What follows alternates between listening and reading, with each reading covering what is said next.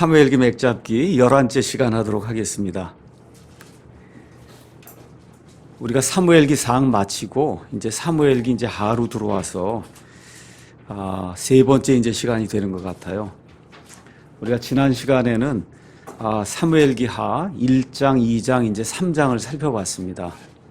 그래서 이제 사무엘기 상 맨 끝에 이제 31장에서 이스라엘의 이제 초대왕 사울이 블레셋 사람들하고 싸우다가 결국 이제 죽임을 당하는 그런 내용, 또 그의 세 아들도 죽고 이스라엘이 블레셋 사람들 앞에서 패하고 정말 여러 가지 수치를 당한 그와 같은 일이 이제 그 안에 기록이 돼 있고, 사무엘기 이제 하로 넘어가서 보면 그러면 어떤 아말렉 사람이, 아마 모르긴 해도 아말렉 사람은 이렇게 다른 나라 사람들, 아니면 다른 나라 민족들, 그 중에서도 약하고 지치고 이런 사람들, 그 후방에 있는 그런 사람들 이제 습격을 해서 물건을 빼앗아 가는 이런 종류의 이제 그 족속이 이제 아말렉 족속인데, 이제 사울의 군대와 그 다음에 블레셋 사람들이 이제 군대가 싸운다는 이야기를 듣고, 하여튼 어느 한편이 질 거 아닙니까? 그러면 이제 지면은 빨리 올라가서 이제 탈취물을 좀 얻어야 되겠다 하는 그러한 심정으로 올라갔다가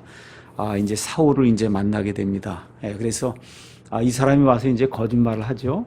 그래서 사울에게서 빼앗은 그런 그 물건을 이제 가지고, 그리고 와서는 다윗에게 자기가 이 사람을 이제 죽였다, 사울을 죽였다고 이제 이렇게 하면서 이런 사실을 알리면은 다윗이 이제 큰 보상을 줄 줄로 알고 이렇게 거짓말하는 그런 내용이 사무엘기 이제 하에 이제 나옵니다. 결국 이 사람의 그와 같은 그 보고 소식을 통해서 사울과 그의 세 아들 그리고 이스라엘이 블레셋 사람들 앞에서 패했다는 그런 소식을 이제 다윗이 듣게 되고, 또 이 사람이 자기 입으로 사울을 죽였다고 하기에 자기 신하들을 시켜서 이 사람을 이제 처단하는 그런 내용이 사무엘기 하 1장에 이제 기록이 되어 있습니다. 1장의 이제 끝부분에는 사울과 요나단을 두고 온 이스라엘 백성 앞에서 애가를 지어서 이스라엘 백성이 이들이 지금까지 이스라엘 백성을 위해서 행했던 그런 일을 기념할 수 있도록, 또 그것도 이렇게 자손들에게 널리 알릴 수 있도록 이 활 다루는 법이라고 하는 이와 같은 애가를 가르치는 그런 내용이 그 안에 이제 기록이 됐어요. 자, 그래서 이제 이스라엘의 초대왕 사울이 이제 죽게 되니까 다윗이 이 블레셋 사람들의 도시 시글락에서 이제 살 수가 없게 돼서 여러 곳에 이제 물어보고 해서 결국은 유다 사람들의 도시 헤브론으로 올라가서 유다 사람들이 다윗에게 이제 기름을 붓는, 그래서 그 12지파 가운데 유다 지파만을 다스리는 그런 왕으로 다윗이 옹립이 되는 그런 내용이 이제 그 안에 이제 기록이 돼 있고, 2장에. 그 다음에 이제 사울의 아들들 중에 이스보셋이라고 하는 그런 아들이 있었어요. 근데 사울의 군대 장관은 이름이 아브넬이거든요. 그 아브넬이 이 이스보셋을 왕으로 옹립을 하고, 이 요르단강이 이렇게 있으면 요르단강 이제 이 서쪽 이쪽에서는 왕국을 세울 수 없다 이런 생각을 하고 수도를 요르단강 오른쪽에 마하나임이라고 하는 그런 도시로 옮겨서, 그래서 거기서 이스라엘의 그 11지파를 다스리는 그와 같은 내용이 이제 그 안에 이제 기록이 되어 있습니다.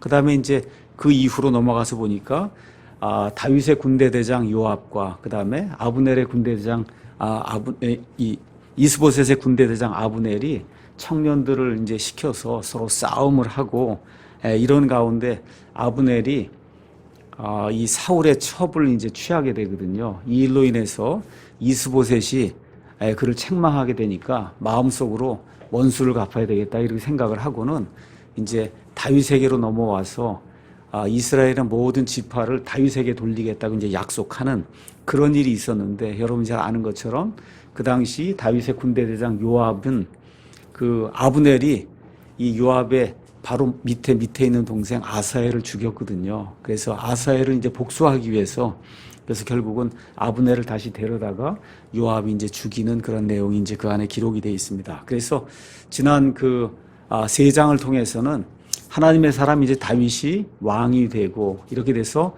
유다 지파만의 이런 왕국을 이제 설립하는 가운데 다윗은 계속해서 흥왕하게 되고, 그 다음에 사울의 후손으로 이 왕이 된 이스보셋은 점점 쇠하게 되는 그런 내용이 이제 그 안에 기록이 돼 있었습니다. 사무엘기하 4장은 상당히 이제 간단한 그런 내용입니다.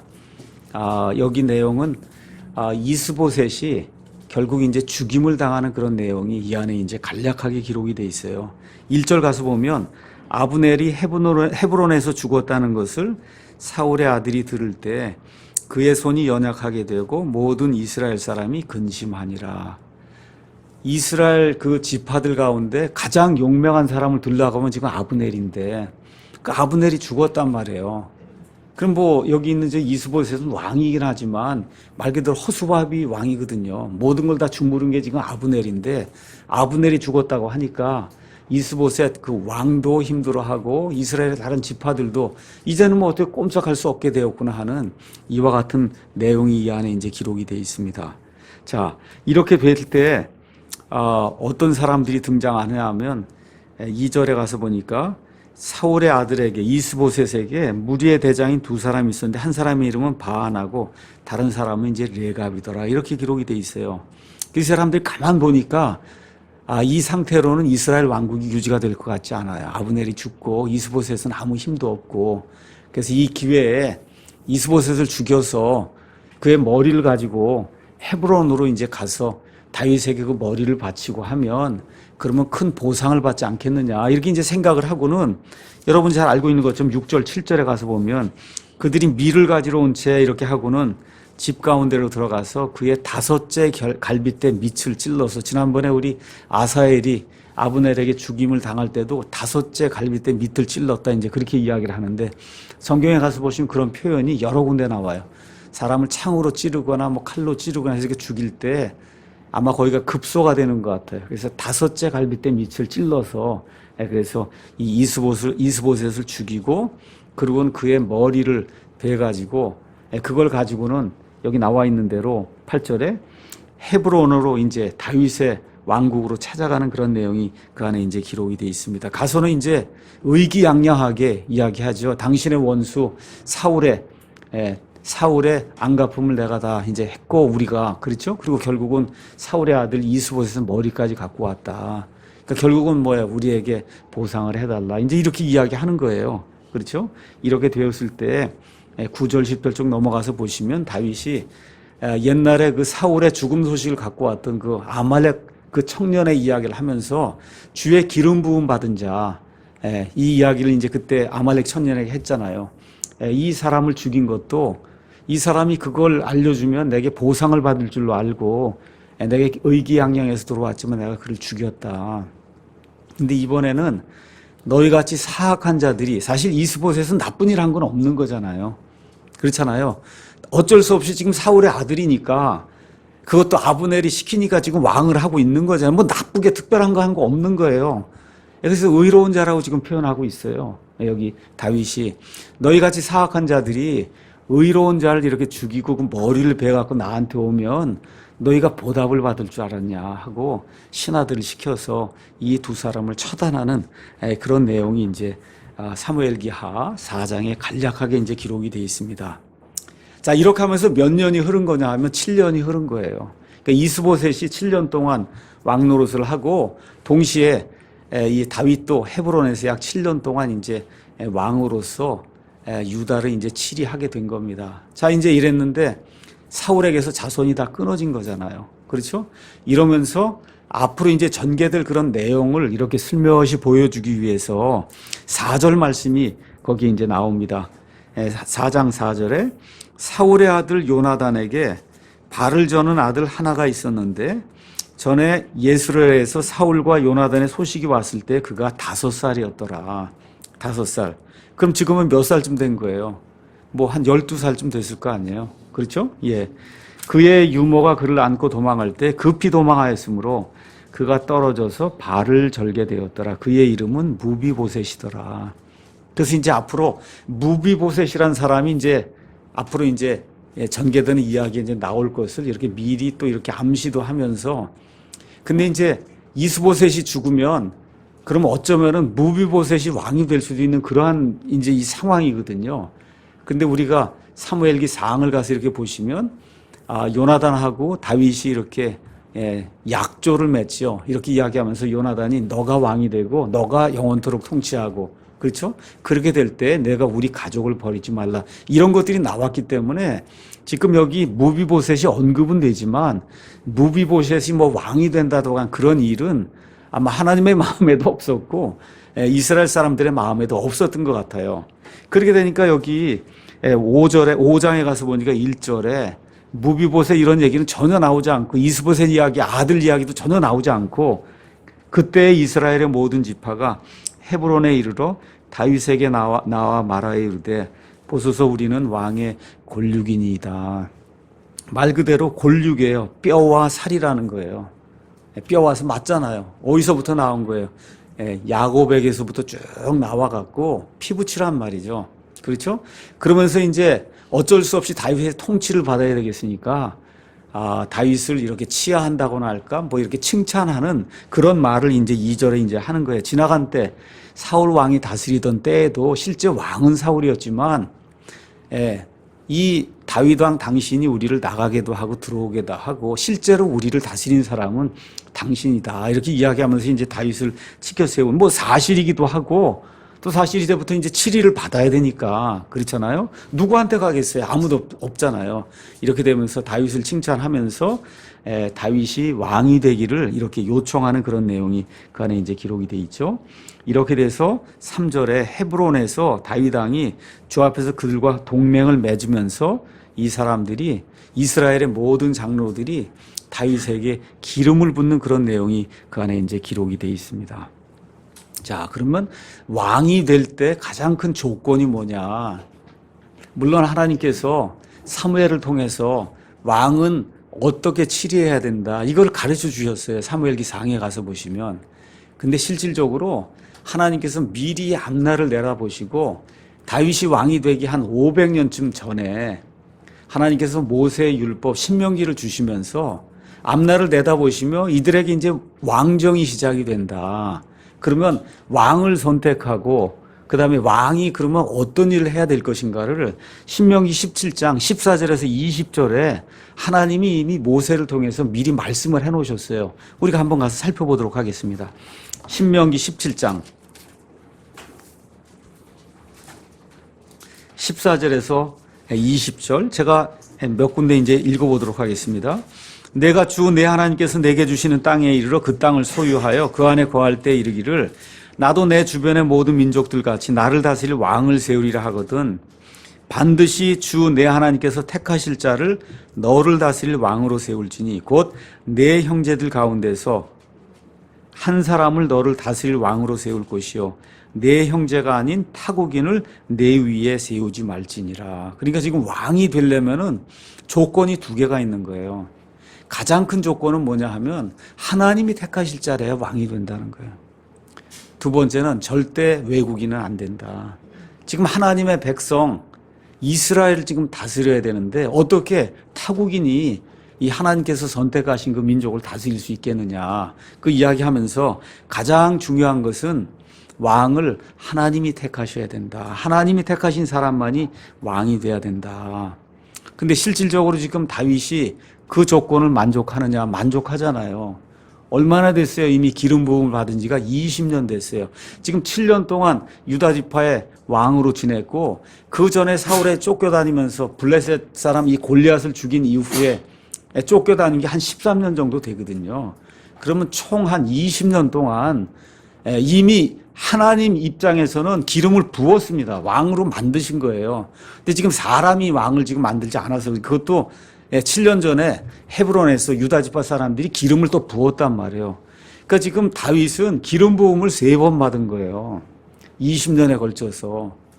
그렇죠? 사무엘이 한번 기름 부음 그렇게 해서 왕을 삼았고 그로부터 한 13년쯤 지나갔고 이 유다 지파 사람들이 나와서 헤브론에서 기름 부음을 했고 그리고 지금 7년이 또 지나서 지금 헤브론으로 온 이스라엘 장로들이 와서 그보고 왕이 되달라고 이야기하면서 기름을 붓는 이런 내용이 이제 그 안에 기록이 되어 있습니다.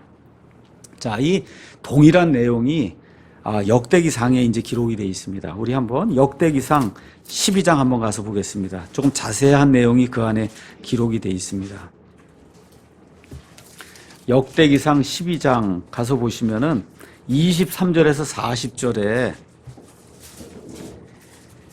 역대기상 12장 그 제목을 가서 보니까 우리 그 성경에 다윗의 군대가 성장함 이렇게 이제 돼 있고 23절 위에 있는 그 조그만 제목 가서 보면 헤브론에 있던 다윗의 군대 이렇게 돼 있어요. 자, 그래서 다윗이 사무엘로부터 이제 기름 부음 받고 엄청난 고난을 당하는 가운데 다윗에게로 사람들이 모이기 시작을 했습니다.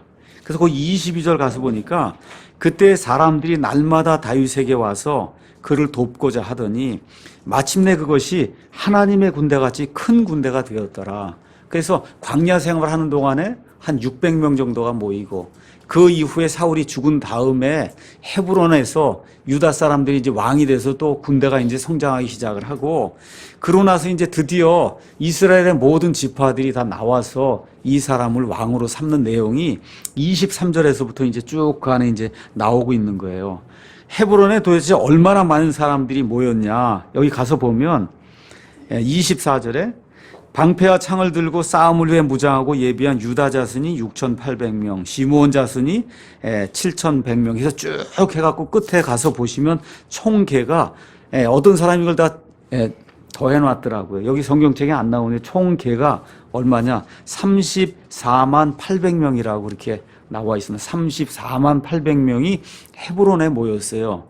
이 34만 800명이 얼마 동안 다윗과 함께 했냐? 39절 가서 보시면 그들이 거기서 다윗과 함께 사흘을 지내며 먹고 마셨으니 이는 그들의 형제들이 이미 그들 위하여 예비하였기 때문이라. 이렇게 많은 사람들이 온다고 얘기하니까 유다 지파 사람들이 이들이 사흘 동안 같이 잔치하며 지낼 수 있도록 많은 것을 예비해서 이들과 함께 잔치를 하면서 다윗을 이스라엘의 왕으로 삼는 그런 내용이 이제 그 안에 기록이 되어 있습니다. 자, 그러면 이스라엘이 이제 드디어 왕국이 제대로 이제 세워지기 시작하는데 이 왕국이 세워질 때 하나님께서 주신 언약의 말씀이 있어요.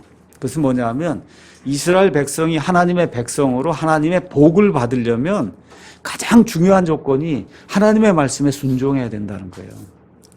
그래서 신명기를 마치면서 이 모세가 하나님의 말씀을 기록하죠. 그 기록된 내용이 27장에서 30장에 나오는 말씀이에요. 신명기. 순종할 때 이런 복이 따르고 순종하지 않고 불순종하게 될 때는 이와 같은 저주가 너희를 따른다 하고 이렇게 신명기 27장에서 30장에 이제 말씀을 해주시고 또 레위기 26장에도 똑같은 말씀을 하나님께서 이스라엘 백성에게 주십니다.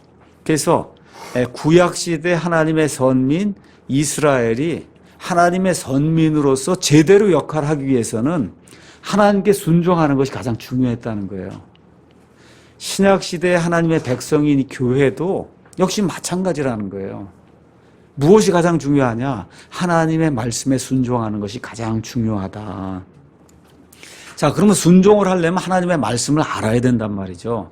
그 일을 위해서 아까 우리가 봤던 신명기 17장 가서 보시면 하나님께서 모세를 통해 왕이 해야 될 그런 일을 이미 지시를 해 주셨어요. 17장 18에서 20절 거기 가서 보니까 어떤 일을 해야 되느냐. 18절 그가 자기 왕국의 왕좌에 앉거든 그는 자기를 위해 레위 사람 제사장들 앞에 있는 그것에서 그 율법 책에서 이 율법을 책으로 한 권 필사를 해서 평생토록 자기 곁에 두고 그 안에 것을 읽어서 주 자기 하나님 두려워하기를 배우며 이 율법의 모든 말과 이 법규를 지키고 행할 것이니라.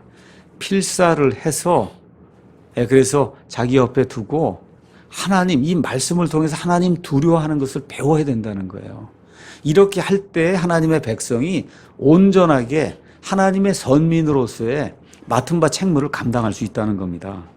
20절 그리하면 그의 마음이 자기 형제들 위로 올라가지 아니하고 그냥 내가 왕이 되었구나 하고 마음이 교만해져서 형제들 위로 올라가게 되면 그럼 파멸에 이른다는 거예요.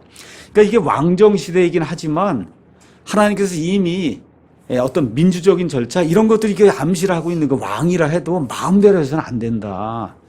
그렇게 하다 패망한 사례가 누구예요? 사울이란 말이에요. 그렇죠?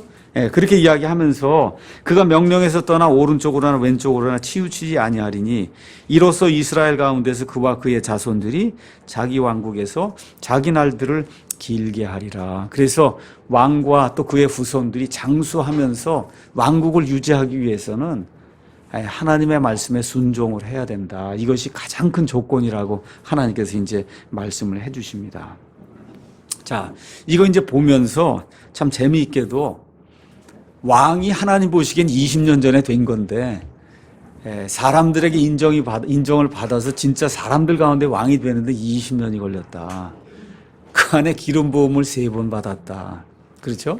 이런 것들을 한번 이렇게 기억해 보시면 참 재미있는 것 같습니다.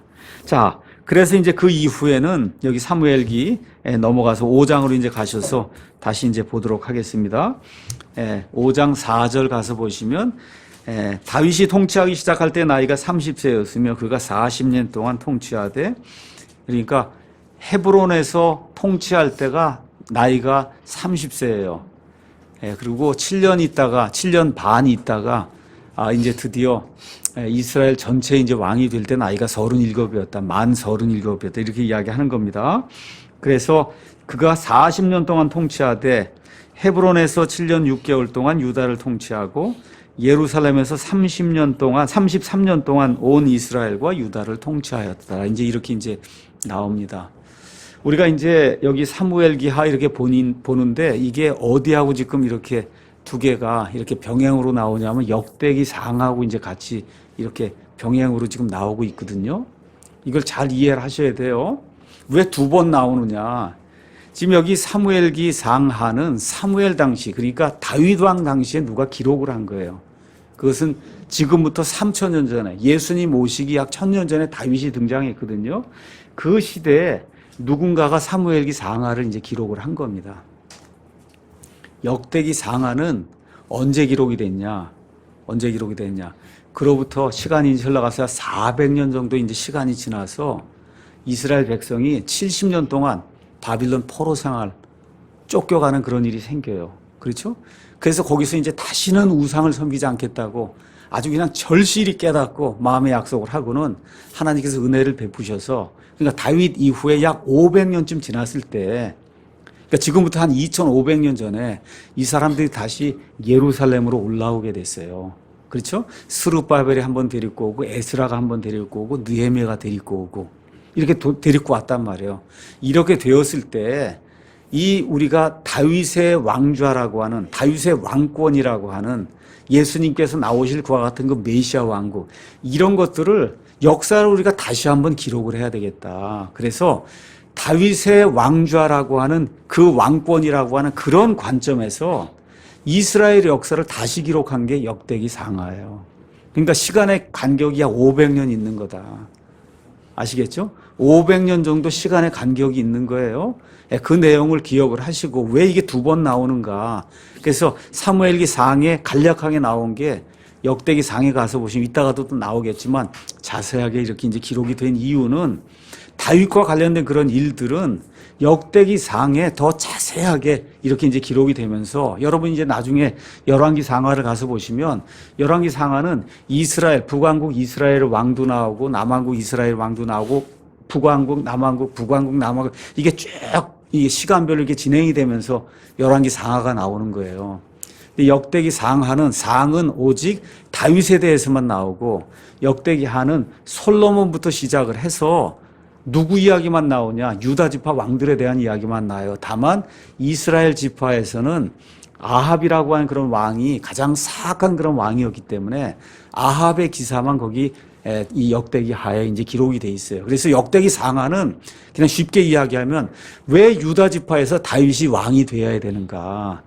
아시겠죠? 그거를 바빌론 포로 생활 갔다 온 이후에 다시 한번 역사를 이렇게 깨달으면서 우상 숭배하듯 이런 모든 것들 너무 부끄럽다. 하나님께서 지금 메시아를 내시려고 한 이런 지파가 지금 유다 지파인데, 유다 지파가 지금 포로 생활하고 지금 돌아와서 우리의 이런 과거를 살펴보니까 너무 부끄러운 게 많다는 거예요.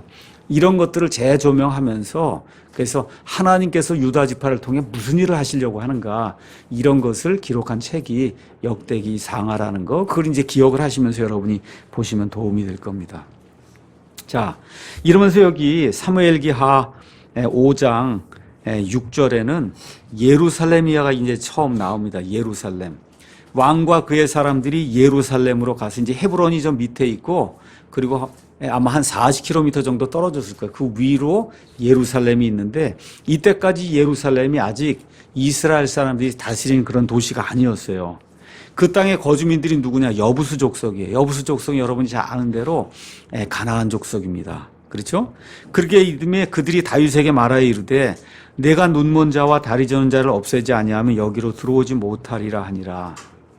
그들은 다윗이 여기로 들어오지 못할 줄로 생각하였더라. 자, 이게 무슨 얘기냐 하면 조금 이따 이 예루살렘에 대해서 조금 이따 제가 자세히 설명할 텐데요.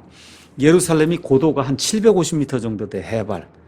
저쪽 지중해부터 시작해서 한 750m 정도 되는 고산지대에 있는 그런 도시예요.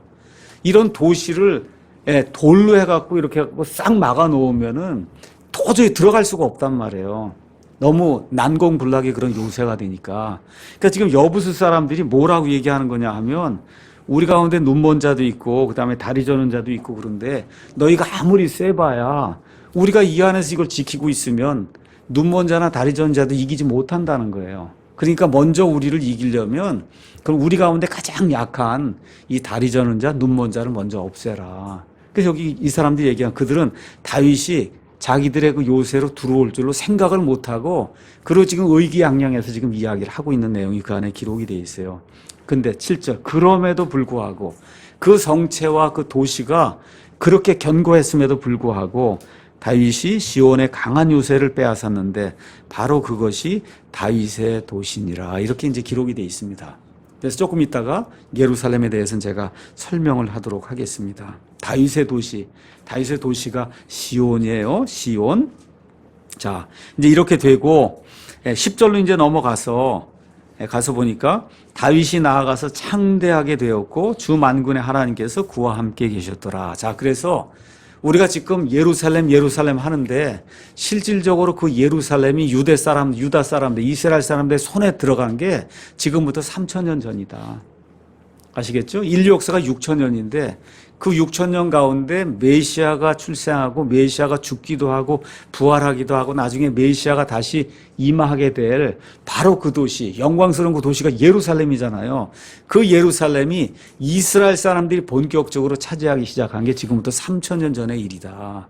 그래서 예루살렘을 탈취하고 거기를 다윗의 도시로 만든 이후부터 드디어 다윗이 창대하게 되고 주 만군의 하나님께서 그와 함께 하시며 그에게 지금까지 어떤 왕들도 누리지 못했던 그런 아름다운 영화와 이런 존귀를 누리게 하는 그런 내용이 성경에 이제 기록이 되어 있습니다. 자, 이렇게 이제 되다 보니까 11절 가서 보면 이스라엘 바로 위에 레바논 산이 있어요. 그 레바논 산 그 옆에 있는 나라 이름이 지금 레바논입니다. 레바논. 그게 레바논이 다윗 왕 당시에는 이름이 두로였어요. 두로. 알겠죠? 그래서 그 레바논 산 옆에 그 두로라고 하는 이 지중해가 있으면 거기 두로라고 하는 이 지역에 살던 왕이 가만 보니까 다윗이 보통 사람이 아닌 거예요. 하나님이 함께 하신 게 눈에 보이는 거예요. 그렇게 하니까 다윗을 위해서 집을 이제 지어주는 그런 내용이 그 안에 기록이 돼 있어요. 레바논은 뭘로 유명하냐? 백향목으로 유명해요. 왜 백향목이냐? 하얗게 생겼는데 향이 엄청나게 나오는 거예요. 그래서 이 백향목으로 이렇게 집을 짓잖아요.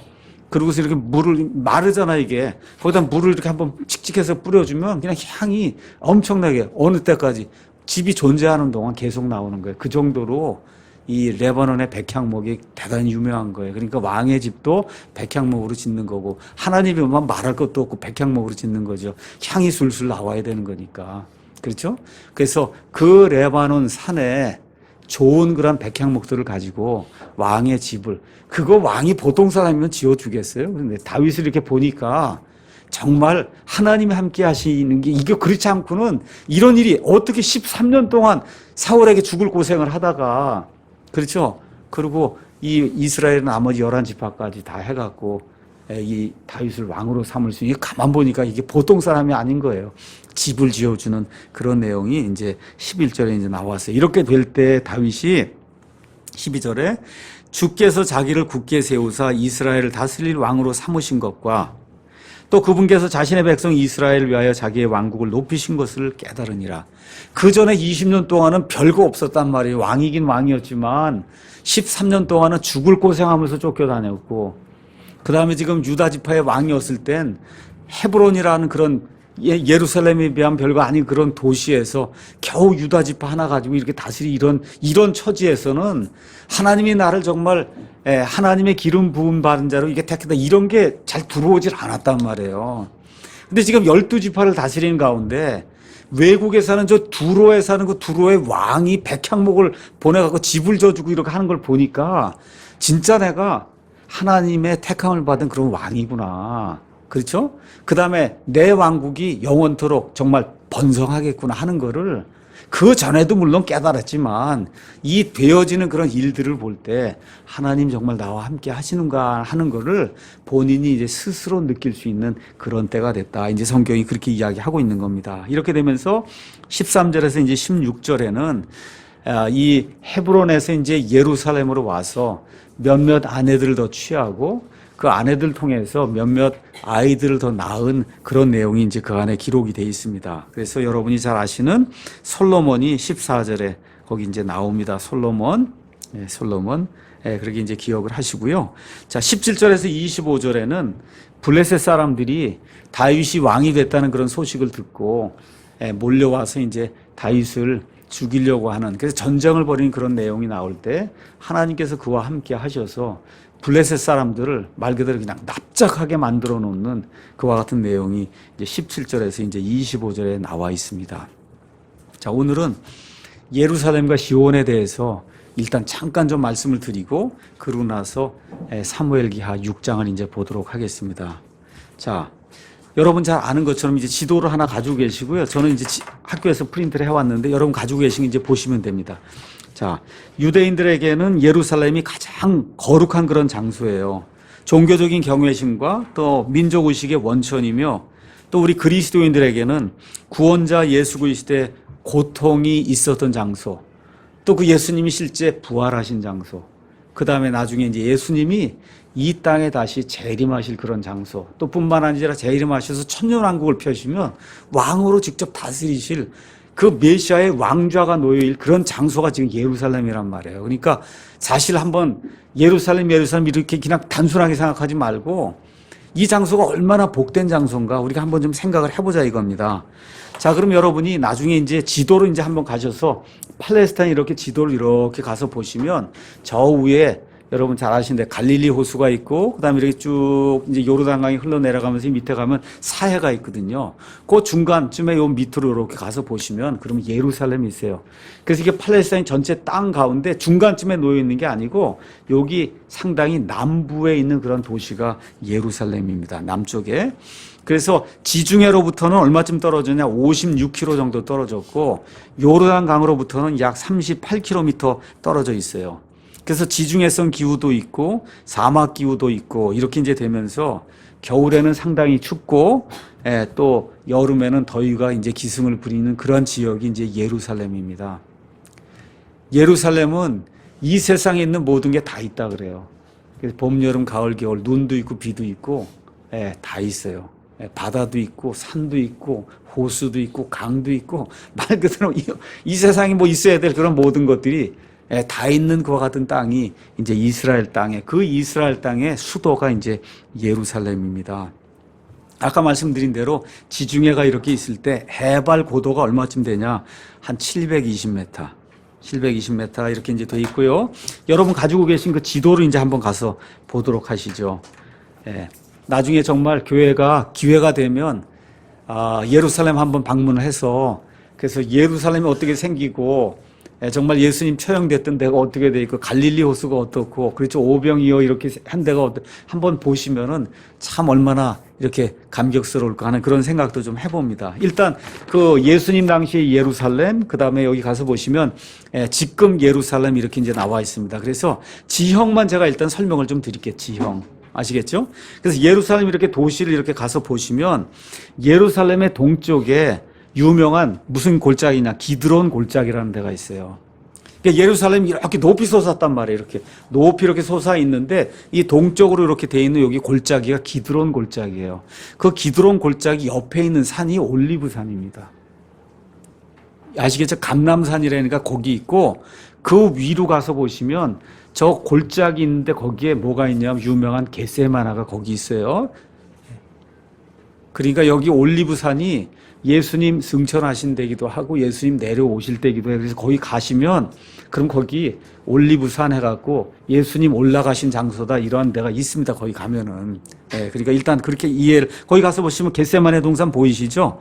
예, 보이시죠? 여기 지금 축척이 500m니까 이게 위아래로 이렇게 봤을 때 여기 1km 정도 되는 거예요. 이게 지금 그 정도를 해서 이쪽으로 봐서는 한 1.5km, 6km 이 정도로 해서 지금 그림을 지금 그려 놓은 거거든요.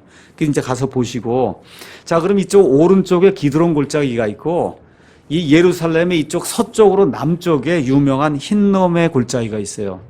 흰놈의 골짜기 아니면 흰놈의 아들의 골짜기 여기는 시체를 불태우는 데예요. 이해하시겠죠? 시체를 불태우는 데다. 여러분이 그렇게 게헨나라고 하는 말 들어보셨죠? 예, 계속해서 불이 타면서 구더기도 죽지 아니하고 그들 이렇게 되는 그런 장소로 표현된 데가 게헨나. 그게 흰놈의 아들의 골짜기 아니면 흰놈의 골짜기라는 데가 거기 있고. 그래서 지금 예루살렘이라고 하는데 가서 보시면 봉우리가 밑에 거기 흰놈의 아들의 골짜기 바로 밑에 거기 있는 데가 시온산입니다. 시온산, 그 다음에 저쪽 겟세마네 동산 저기 가서 보이시죠? 그 겟세마네 동산 저쪽 그러니까 시온산에서 북동쪽으로 이렇게 올라가면 거기에 모리아산이 있어요. 그 모리아산에 아브라함이 이삭을 잡아서 죽이려고 하던 데가 그 모리아산이에요. 바로 그 자리에 성전을 지었고 솔로몬이 지금 바로 그 자리에 이슬람 사원이 지금 놓여 있어요. 그러니까 이제 가서 이렇게 보시면 여러분이 올리브산 해서 그 겟세마네 있는데 거기 가서 이렇게 이쪽 이렇게 서쪽을 이렇게 내려다 보면 지금 이 시간에 내려다 보시면 그럼 뭐가 보이냐? 이슬람 바위 사원이 번쩍번쩍 하는 게 거기서 보면 이렇게 보이게 돼 있어요. 아시겠죠? 그림이 그렇게 돼 있잖아요. 이렇게 이제 돼 있다. 여러분이 그렇게 이제 이해를 하시면 이제 됩니다. 그 다음에 저기 그리스도 당시에 골고다 이렇게 예루살렘을 가서 보시면 서쪽으로 골고다로 이렇게 표현이 된 데 있죠. 그 진영 바뀌다 이렇게 표현이 되는데 거기가 이제 골고다. 뭐 정확한 위치는 아니지만 하여튼 어쨌든 이 예루살렘 시가지 밖에 있는 거기서 예수님께서 이제 죽임을 당했다. 이제 그렇게 이제 이해를 하시면 되고요. 밑에 있는 현재 예루살렘 가서 보시면 그 현 예루살렘은 몇 구획으로 나뉘어 있어요. 모슬렘들이 주로 사는 모슬렘 구역이 있고 거기가 맨 위에 북동쪽에 있습니다. 모슬렘 구역. 그 다음에 왼쪽으로는 크리스찬 구역이라고 이게 돼 있는데 이게 참 크리스찬이라 그러면 이게 안 돼요. 우리 기독교인을 생각하면 안 되고 여러분 정교회나 카톨릭을 생각하시면 돼요. 정교회나 카톨릭. 그러니까 이제 거기 가서 보시면 베들레헴에 이렇게 가고 그러면 이 마리아가 예수님을 낳은 동굴이 있다 그러고 어디 마리아가 예수님을 동굴에서 낳아요. 그렇잖아요. 이게 다 카톨릭 전승으로 이렇게 지금 내려오는 그런 이야기들을 하고 있는 거예요. 자, 그 다음에 이제 밑에 가서 왼쪽으로 가서 보시면 알메니아 사람들이 거주하는 그런 지역이 있고 그 옆에 유대인들이 거주하는 그런 지역이 있습니다. 이해하시죠? 유대인들 거주하는 지역이 있는데 여기 가서 보면 이게 지금 성전산이에요. 이게 성전산. 우리가 보통 템플 마운트라고 하는데 여기에 헤롯의 성전이 있었단 말이에요. 옛날에. 굉장히 크게 지었단 말이에요. 근데 AD 70년경에 로마 장군 타이투스 디도라고 하는 사람이 들어와서 성전과 모든 걸 다 회파하고 그리고 성전에 남아있는 서쪽 벽만 남겨놨단 말이에요. 서쪽 벽. 그래서 지금도 이스라엘 사람들이 와서 막 기도하는 데가 거기가 통곡의 벽이라고 하는 데가 그 서쪽 벽이에요. 가면 그냥 성경 구절을 이렇게 적어갖고 그 벽에다 끼면서 그냥 막 울고 뭐 그런 모습이 지금도 있습니다. 그렇게. 거기가 이스라엘 사람들의 서쪽 벽, 통곡의 벽이다. 이런 것들을 이제 기억을 하시면서 여러분이 여기 가서 보시면 요 위에 헤롯 궁전이라고 돼 있는데 여기 있는데 여기가 바로 이 다윗의 요새 시온이라고 하는 그런 요새 거기가 있던 데다. 그렇게 기억을 하시면 되겠어요. 그러니까 그 자리를 지금 여기 이렇게 돼 있는 요 자리를 다윗이 여부스 족속하고 싸워갖고 그래서 빼앗고는 그 성체를 쭉 둘러서 요새화를 이제 시킨 다음에 그것을 다윗의 도시 시온이라고 이제 부르게 된 거고, 거기가 다윗의 도시고 성전은 나중에 어디에 저쪽 북동쪽에 있는 어디 모리아산에다가 솔로몬이 성전을 이제 짓게 되죠. 시온산은 지을래도 지을 수가 없어요. 왜 그러냐? 하나님이 택한 데는 모리아산이지, 여기 이 시온산이 아니기 때문에. 그래서 그런 내용들을 여러분이 기억을 하시면 좋겠고, 그러면 시온에 대해서 제가 또 잠깐 설명을 하도록 하겠습니다. 시온. 자, 시온은 신약 성경에서 이제 시온은 예루살렘, 이렇게 있을 예루살렘의 남단에 있는 높은 산을, 우리가 산을 보통 시온산이라고 얘기합니다. 높이가 얼마쯤 되냐? 한 750m 정도 된다. 750m. 그러니까 예루살렘에서 어느 면에서 가장 높은 산이라고 여러분이 그렇게 보시면 돼요. 거기. 자, 그 다음에 이 다윗이 여부스 사람들을 이제 이렇게 정복하면서, 그렇게 하면서 요새를 만들었어요. 그렇죠? 그래서 아까 말씀드린 대로 그 시온 자체를 다윗의 도시라고, 물론 크게는 예루살렘도 다윗의 도시라고 얘기하지만 시온 자체만을 따로 떼서 다윗의 도시다, 이렇게 이제 이야기합니다. 그래서 시편 48편 2절에서 5절, 12절에서 13절 제가 읽어볼게요. 거기 가서 보시면 시온이 얼마나 이렇게 견고한 도시인가 성경이 이렇게 표현하고 있습니다. 시온산은 아름답게 위치하여 온 땅의 기쁨이 되나니 곧 북쪽의 옆면에 있는 위대한 왕의 도시로다. 여기 지금 나와 있는 것은, 이건 사실은 여기 나와 있는 시편 48편에 나와 있는 시온은 땅에 있는 시온이 아니에요. 하늘에 있는 하나님의 산 시온을 이야기하는 건데, 그 시온을 이야기하면서 그 이미지를 어디서 따왔냐? 다윗의 도시, 거기서 지금 따온 거예요.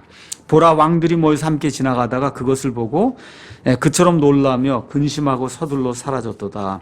시온을 거닐면서 그녀의 주위를 다녀보고 그녀의 망대들을 세어볼지어다. 이 땅에 있던 그 시온에 얼마나 성이 아름답고 그 다음에 망대들 많이 세우고 난공불락의 요새였는가, 이렇게 지금 설명하고 있는 거예요. 너희는 그녀의 보루들을 자세히 보고 그녀의 궁궐들을 깊이 살펴보아 뒤따른 세대에게 그것을 일러줄지어다, 이렇게 이제 돼 있어요. 그래서 이 모든 것들을 우리가 종합해 보면, 이 다윗이 빼앗은 그 시온이라고 하는 그런 도시가 워낙에 난공불락의 요새, 거기다 망대를 세우고 보루를 세우고 이렇게 성곽을 다 두르고 이렇게 해서 정말 어느 누구도 침입할 수 없는 그런 도시였구나, 이런 것들 저와 여러분이 이제 기억을 하시면 되겠습니다. 이 정도로 예루살렘과 그 시온에 대해서 이야기를 하고, 이번에 이제 그 재림 시리즈를 지금 하고 있거든요. 그래서 에스겔까지 했는데 이제 몇 번 더 하고, 거기 끝날 때쯤 돼서 제가 예루살렘의 과거와 그 다음에 현재 그리고 미래라고 하는 그런 제목을 가지고 제가 이런 사진들과 여러 가지 것들을 다 종합을 해서, 그래서 파워포인트 이렇게 보여드리면서 오후 시간에 예루살렘이 어떤 도시고 지금은 어떤 상태에 있고 앞으로는 어떻게 될 것인가, 여기에 대해서 한번 이야기하는 그런 시간을 갖도록 하겠습니다. 자, 사무엘기하 6장으로 이제 넘어가도록 하겠습니다. 자, 이제 드디어 예루살렘으로 들어와서 이제 하나님의 백성 온 이스라엘 12지파를 다스리는 그런 왕이 됐단 말이에요. 그렇죠? 예. 자, 이런 상태에서 제일 먼저 한 일이 뭐냐? 다윗이 가만히 생각해 보니까 하나님이 이렇게 은혜를 베풀어 줬는데 무언가 내가 좀 뭘 해야 되지 않겠는가? 누구라도 그런 생각이 들 거 아닙니까? 그렇죠? 근데 가만히 지금 보니까 하나님의 궤가, 원래 그 당시 아직 성전이 지어지지 않았어요. 그럼 하나님의 궤는 원래 어디에 있어야 되냐? 그런 성막에 있어야 된단 말이에요. 성막에. 그렇죠? 근데 하나님의 궤가 지금 성막에 있질 못하고 어디에 있냐? 일 개인의 지금 집에 지금 들어가 있는 거예요. 지금 하나님의 궤가. 그렇죠? 예. 먼저 하나님의 궤는 어떤 거냐? 6장 가서 한번 보겠습니다. 6장 2절 가서 보면 1절부터 제가 읽어볼게요. 다윗이 이스라엘에서 택한 모든 사람 3만 명을 다시 함께 모으고 다윗이 일어나 유다의 바알레에서 나와 자기와 함께 있던 온 백성과 함께 가서 거기서 하나님의 궤를 가져오려 하였는데 그 궤의 이름은 그룹들 사이에 거하시는 만군의 주의 이름으로 불리느니라. 그러니까 만군, 모든 군대들의 여호와 하나님, 그 여호와 하나님의 이름으로 불리는 그런 궤를 가져오려고 했다는 거예요. 그러니까 이스라엘 백성에게 있어서 하나님의 그 언약궤 아니면 증언이 담겨 있는 그 증언궤는 말 그대로 하나님의 임재가 임한 그러한 장소인 거예요. 영광스러운 그런 장소일 뿐만 아니라 그게 있어야 사실은 하나님의 선민으로서 하나님이 다스린다고 하는 것을 보여줄 수 있는 그런 증표가 되는 거예요. 근데 지금 이게 예루살렘에 있지를 아니하고 어디에 있냐? 지금 멀리 떨어진 어디에 있냐? 기럇 여아림이라고 하는 지금 그런 도시에 있단 말이에요. 그러니까 일단은 하나님 지금까지 내게 복을 주셔서 그래서 내가 이스라엘의 왕이 됐단 말이에요. 너무 감사하단 말이에요. 그러니까 하나님께 무언가를 해야 되겠다. 이거 하면서 첫 번째 단계가 뭐냐? 여러분 잘 아시는 것처럼 이제 사무엘기하 7장 그 다음 장에 가서 보시면 궤를 들여온 다음에 다윗이 얘기를 하는 거예요. 나는 백향목 이렇게 큰 좋은 집에서 지내는데 궤는 지금 예루살렘에 갖다 놨는데 하나님의 궤는 휘장천원인데 말 그대로 지금 거기 거하고 있으니 이게 되겠느냐. 그러니까 뭘 하겠다는 거예요. 성전을 지어야 되지 않겠냐. 이런 마음을 가졌단 말이에요. 물론 하나님께서 너는 피를 많이 흘려서 안 된다고 하고 내 아들 솔로몬이 그걸 져야 된다. 이렇게 해서 어떻게 했어요? 다윗이 성전을 지을 수 있는 모리아 산도 돈을 주고 구매를 하고 죽기 전에 많은 재물과 이런 것들 다 마련해서 그의 아들 솔로몬이 그걸 지을 수 있도록 다 해놓고 이제 죽거든요. 그러니까 지금 다윗의 마음에는 하나님의 처소를 져야 되겠다는 그런 마음이 있었던 거예요. 근데 그 처소를 지으려면 일단 궤가 있어야 될 거 아니에요. 예루살렘에 궤가. 그렇죠? 그래서 궤를 가져와야 되겠다는 그런 생각을 이제 하게 된 겁니다. 자, 그럼 한번 궤 이야기가 나오니까 사무엘기가 시작이 되면서 하나님의 언약궤를 빼앗기는 내용이 그 안에 기록이 돼 있죠. 여러분 아시죠? 블레셋 사람들하고 싸우다가 하나님의 궤가 어디에 있었냐면 실로에 있었다면 성막이. 그래서 그 실로에서 그 궤를 가져다가 이거 블레셋 사람들하고 싸우면 되겠다고 했다가 어떻게 됐어요? 궤를 빼앗겼단 말이에요. 그 당시 제사장이 누구예요? 엘리 제사장. 그때 누가 죽임을 당해요? 엘리의 두 아들 홈리와 비나스가 하루아침에 이제 죽임을 당하고 그 소식을 들은 엘리가 죽임을 당하고 이런 내용 여러분 아시잖아요. 그렇죠? 그 당시에는 성소가 실로라고 하는 그런 도시에 있었고 하나님의 성막이 거기 있었어요. 궤를 지금 빼앗겼어요. 빼앗기니까 하나님이 블레셋 사람들에게 종기를 주시고 이런 악성 병을 주셔서 블레셋 사람들이 도저히 견딜 수가 없으니까 하나님의 궤를 다시 보내야 되겠다 해서 여러분 잘 아시는 베세메스로 어떻게 수레에다 실어서 그래서 하나님의 궤를 보내는 그런 내용이 성경에 이제 기록이 돼 있어요. 근데 베세메스의 궤가 이렇게 도달한 이후에 어떤 일이 생겨? 거기 사람들이 궤에 뭐가 있나 하고 하나님의 궤를 들춰보려고 하다가 성경 가서 보니까 어떻게 돼 있냐? 5만 몇 명이 죽었다 그래? 한번 가서 잠깐 볼까요? 사무엘기상 7장 이쪽에 이제 가서 보니까 궤가 한번 가서 잠깐 보겠습니다. 사무엘기상 6장에 나온 6장 19절 가서 보니까 5만 70명이 한 번에 죽는 이와 같은 일이 이제 생기게 됩니다. 이렇게 되니까 사람들이 무서워서 이거 안 되겠다 이래갖고 궤를 어디로 보내냐면 기럇 여아림이라고 하는 그런 도시로 보내요. 거기에 지금 누가 있냐? 이름이 아비나답이라는 사람이 있단 말이에요. 그 사람의 집에 그 이후부터 지금 다윗의 시대까지 시간이 얼마쯤 지났냐? 75년이 지난 거예요. 그러니까 그 75년 동안 하나님의 궤가 지금 성막에 있는 게 아니라 일 개인의 지금 집에 지금 하나님의 궤가 75년 동안 있으니까 이제 드디어 내가 이스라엘의 왕이 되고 이렇게 했으니 제일 먼저 하나님의 궤를 하나님의 도시 여기 예루살렘에 들여놔야 되지 않겠느냐 이런 생각이 이건 너무 당연한 그런 생각이죠. 그래서 궤를 옮기려고 하는 이와 같은 내용이 이제 그 안에 이제 기록이 되어 있습니다. 여러분 한번 사무엘기하 8장 7절에 가서 보시면 다윗 당시에 제사장이 2명이 나옵니다. 8장 7절에. 8장 17절이네요. 거기 가서 보니까 아히두베의 아들 사독과 아비아델의 아들 아히멜렉은 제사장이었다. 원래 대제사장은 한 명이어야 되는 거예요. 원래 아론 그렇잖아요. 하루 한 명이어야 되는데 지금 이 다윗 시대에는 대제사장이 지금 2명이에요. 왜 2명이냐? 지난번에 설명을 했죠. 아론에게 아들이 4아들이 있었어요. 그렇죠? 큰아들 나답과 아비오는 이상한 불을 들이다 죽임을 당했어요.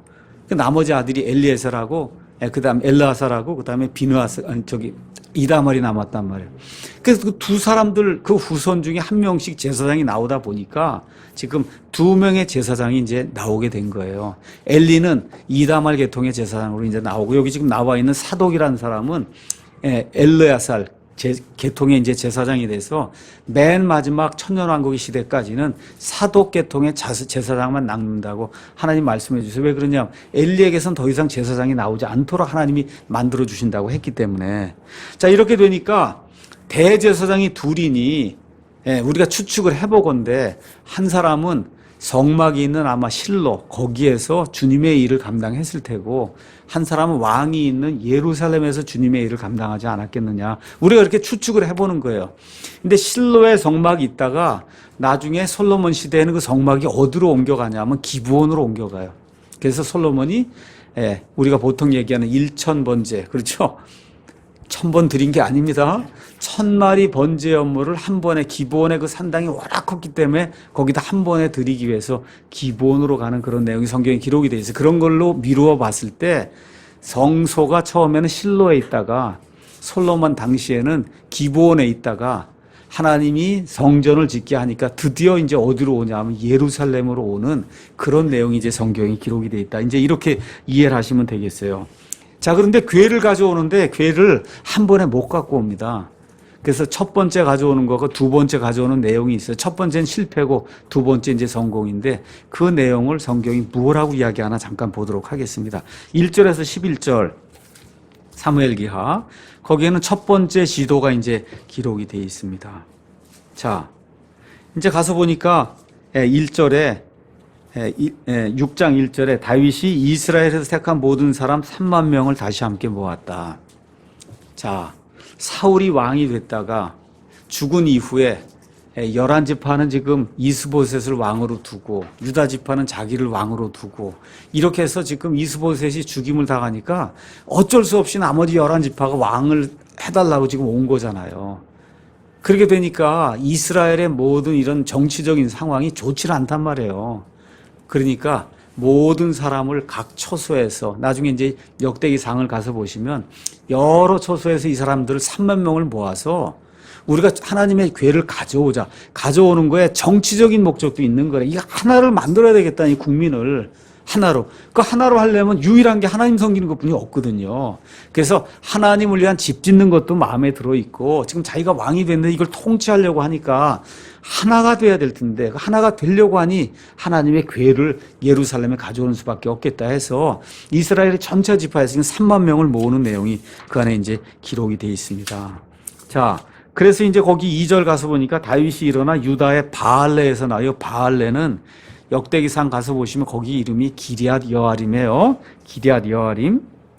자, 그래서 이제 바알레에서 기럇 여아림에서 궤를 가져오려고 하는데 3절 가서 보니까 이상한 이름이 이제 하나 나옵니다. 그들이 하나님의 궤를 새 수레에 싣고 기브아에 있던 아비나답의 집에서 그 궤를 가지고 나오는데 아비나답의 아들들인 우사와 아이호가 그 새 수레를 모니라.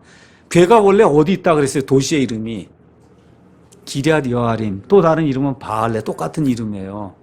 근데 3절에 가서 보니까 궤가 있는 그 사람의 이름이 누구야? 아비나답은 똑같은데 거기 도시 이름이 뭐로 나와요? 기브아로 나오잖아요.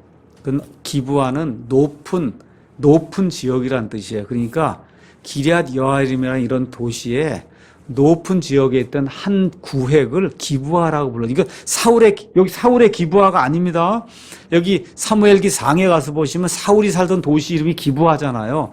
아니, 왜 기브아가 자꾸 나오나? 이거 그 기브아가 아니에요. 여기 나와 있는 기브아는 기럇 여아림에 높이 솟아있던, 그래서 기럇 여아림에 그 아비나답의 집이 있던 그 구획의 이름이 기브아다. 거기서 새 수레에다가 하나님의 궤를 싣고 아비나답의 지금 아들들의 이름이 우사하고 아이오가 있는데 이 두 사람이 수레를 몰면서 하나님의 궤를 예루살렘으로 가져오는 그런 내용이 이제 그 안에 기록이 되어 있습니다. 자, 근데 어떤 일이 발생을 해요? 무서운 일이 발생하잖아요. 그렇죠? 예, 가서 보니까 막 4절, 5절 가서 보니까 너무 좋아서 막 악기를 가지고 음악을 하고 노래를 하고 뭐 막 이렇게 하는데 그냥 갑자기 놀라운 일이 생기는 거죠. 6절. 그들이 나곤의 타작마당에 이르렀을 때 소들이 하나님의 궤를 흔들므로 웃사가 그 궤로 자기 손을 내밀어 그 궤가 떨어지려고 하니까 그렇죠. 안 되자고 손을 내밀었단 말이에요. 그 내미는 와중에 이 궤 안을 바라본 것이 아닌가 우리가 이제 그렇게 볼 수 있습니다. 주의 분노가 우사를 향해 타올라 하나님께서 그의 잘못으로 인하여 그를 거기서 치심해 그가 거기서 하나님의 궤 옆에서 죽었다. 이렇게 기록이 되어 있어요. 우리가 출애굽기 25장 12절에서 14절 가서 보시면 하나님의 궤를 만드는 방법이 그 안에 기록이 되어 있어요. 궤를 다 만든 다음에 고리를 4개를 만들어서 그 안에 막대기를 껴서 사람이 이렇게 매서 이렇게 날라야지. 지금 이거 수레로 날르는 건 누구 방법이에요? 사람의 방법이 아니고 사무엘기 상에 나오죠. 누구 방법이에요? 블레셋 사람들의 방법이잖아요. 사람들 중에서 블레셋 사람들 아무것도 모르니까 수레에 지금 실어서 보내잖아요. 하나님 방법은 그렇게 하면 안 된다는 거죠. 사람이 지금 날라야 되는데 그걸 지금 알지는 못하고 3만 명이나 되는 그런 사람들, 제사장도 있고 한데 하나님의 말씀을 완전히 무시하고는 그리고 수레에다가 이 궤를 싣고 갈 때 어떤 일이 발생해요? 우사가 나쁜 일을 한 거 아니에요. 좋은 일을 하려고 한 거예요. 이게 쓰러지면 안 되니까 궤가. 그렇지만 하나님께서 그것을 가증하게 여기시고 그리고 우사를 쳐서 그래서 그곳의 이름을 베레스 우사, 하나님이 우사를 찢었다. 그래서 베레스 우사라고 하는 무서운 일이 이제 그 안에 이제 발생하게 돼요. 이걸 저와 여러분이 조금 기억을 해야 됩니다. 그래서 뭐냐면 하나님의 일은 반드시 하나님의 방법대로 해야 된다. 얼마나 좋은 일이에요. 교회를 이렇게 모셔오고 백성이 하나가 되고 우리가 이제부터 하나님의 언약 가운데 하나님을 하면 얼마나 좋은 일이에요. 근데 방법이 틀렸단 말이에요. 그것도 온 백성이 다 동일하고 3만 명이나 지금 모여갖고 수레를 지금 해갖고 오는 거예요. 그러니까 사람이 많든 적든 그렇죠? 모두가 동일했든 안 했든 뭐 새수레든 헌수레 이게 중요한 것이 아니라 성경에 기록된 대로 이런 일을 해야 된다. 여러분 제가 아까 말씀드린 대로 벳세메스에서도 자그만치 얼마가 죽어요? 5만 70명이 죽는다면 하나님의 궤를 들여다보려고 하다가 그렇죠? 이렇게 되니까 다윗이 기분이 상한 거야. 이거 큰일 나겠구나. 이거 잘못하다간 죽겠구나 내가. 이렇게 생각을 하고는 누구에게 가져다 줬어요? 오벳에돔의 집에다가 궤를 가져다 줬단 말이에요.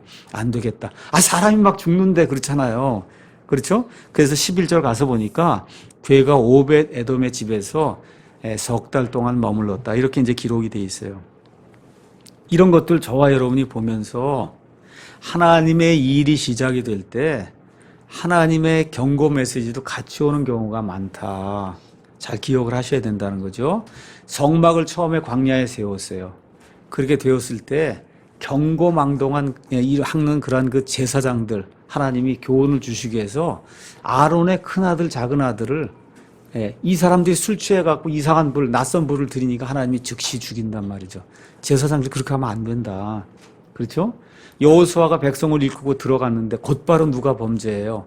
아간이 범죄하게 될 때, 그렇죠? 아간과 그의 모든 사람들 하나님이 죽이도록 만드는 그런 일이 있고, 신약시대에도 교회가, 이방인들의 교회가 형성이 됐어요. 형성이 되자마자 하나님의 성령을 시험하는 그런 일이 생길 때 아나니와 삽비라 하나님이 죽이신단 말이죠. 그래서 이런 것들을 가만히 기억을 하면서 우리가 한국 내에서 올바른 그런 교회를 해보자. 뭐 이런 거 지금 시작하고 있지 않습니까? 이런 것들을 보면서 혹시 우리 가운데 하나님의 말씀대로 하지 아니하는 그런 요소가 있는가?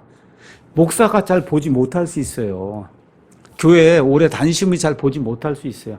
그래서 잘 보시고 그래서 우리가 건의함도 만들어 놓겠다 해서 건의함도 이제 만들어 놓거든요. 해서 교회가 하나님의 말씀대로 따르지 않는 그런 요소가 있을 때는 빨리 고쳐야 이렇게 하나님의 일이 새롭게 시작이 될 때 하나님이 주시는 경고를 우리가 이제 피할 수 있다. 이런 것들도 한번 저와 여러분이 기억하셔야 됩니다.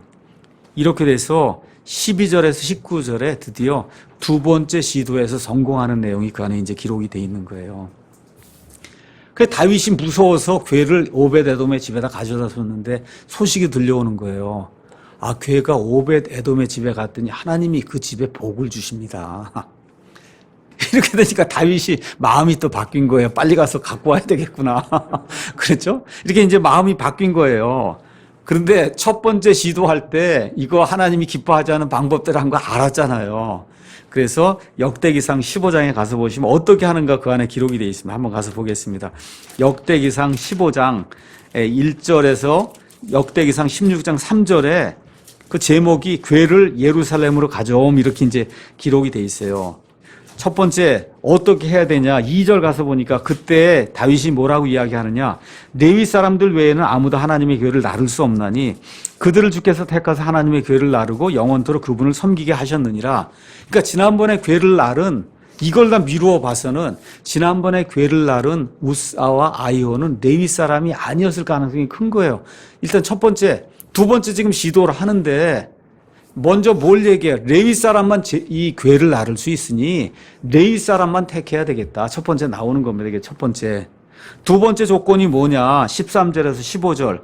처음에는 첫 번 시도할 때에는 너희가 그것을 하지 아니하였으므로 주 우리 하나님께서 우리를 찢으셨으니 이는 우리가 합당한 규례대로 그분을 찾지 아니하였기 때문이라 하매 이에 제사장들과 레위 사람들이 주 이스라엘 하나님의 교회를 가지고 올라가기 위해 자신을 거룩히 구별하고 다 레위 사람들입니다.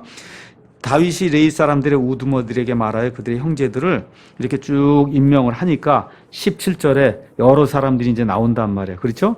이런 사람들이 이제 쭉 가면서 어떻게 해요? 그 출애굽기에 이제 기록이 된 대로 처음엔 그 방법도 안 했으니까 이번엔 궤를 메고 올라가는 거죠. 그렇죠? 이렇게 이제 해서 레위 사람들이 궤를 메고 가는 그런 일이 이제 성경에 이제 기록이 돼 있는 거예요. 다시 이제 사무엘기하 6장으로 이제 넘어가서 보도록 하겠습니다. 거기 12절. 그런데 거기도 이제 재미있게도 다시 한번 시험하는 내용이 그 안에 기록이 돼 있어요. 13절. 주의 궤를 맨 사람들이 6걸음을 가매 그가 소와 살찐 것들로 희생물을 드리고 먼저 시험해 보는 거예요. 한번 다시 한번 그렇죠?